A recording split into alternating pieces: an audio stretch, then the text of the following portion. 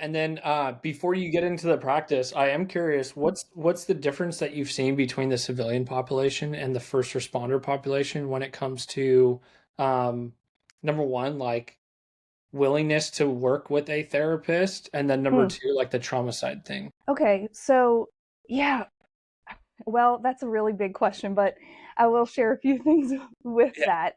You don't have to go Obviously, too in depth.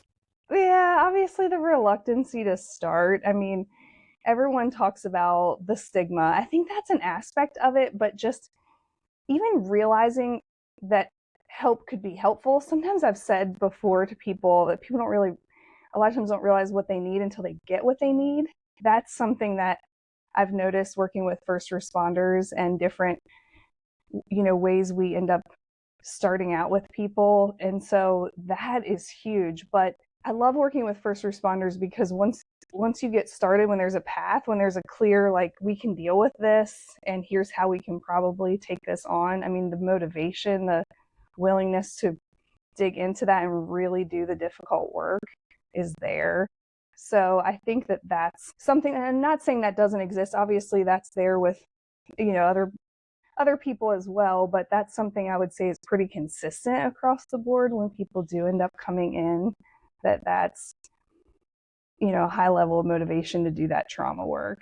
As far as the trauma goes, I mean, first responder trauma, it just looks different and it presents itself quite different. We have to be able to treat it differently and address those things in such a way that is really helpful.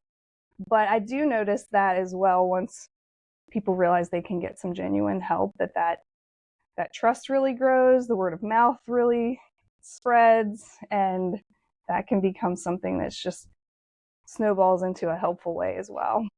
Got it. Yeah.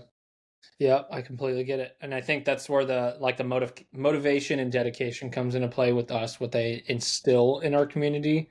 So then when you start Yes. going to therapy and you actually start seeing that it's not like Mm-hmm.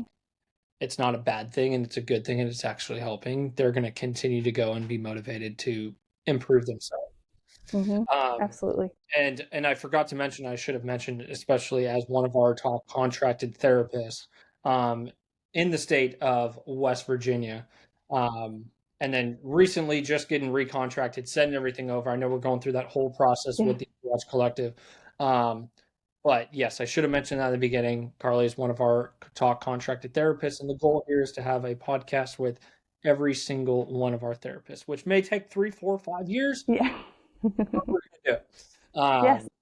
We are going to do it. So walk me through Begin Counseling, when you founded it, what was the reason behind it, where it's located, and we'll just take it from there.